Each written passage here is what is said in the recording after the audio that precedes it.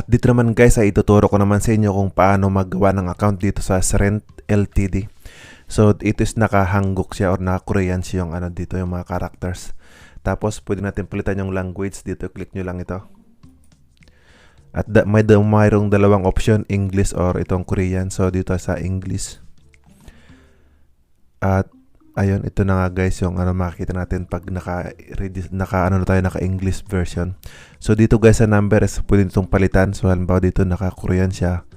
Yung by default na Korean. So hanap tayo ng para sa atin. Try natin yung Philippines. So ito. And dito enter lang natin yung cellphone number na gagamitin ninyo.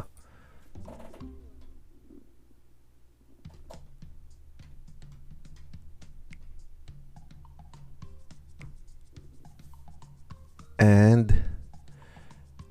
verification code. So please enter the verification code. Ito yon. 1, 2, 3, 4. And dito guys sa password is ilagay nyo lang. Then and click nyo lang tong register. So verification code error. So mali daw itong verification code. Try natin ulit. 6939.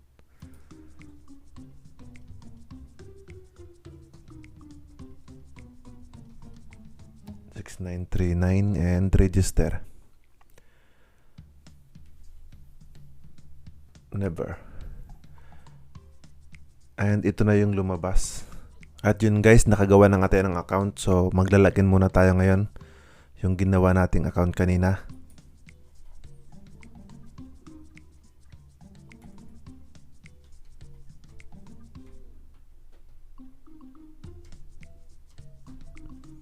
And yung password.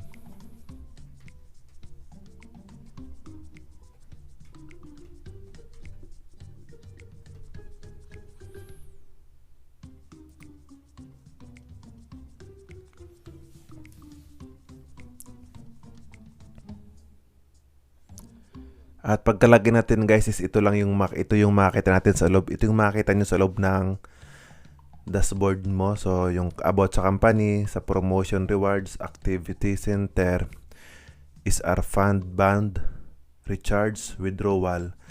And ito yung mga task haul naman. So dito yung mga ginagawa yung task nila. At ayun, tapos na tayong gumawa ng account. So see you in my next video. Bye!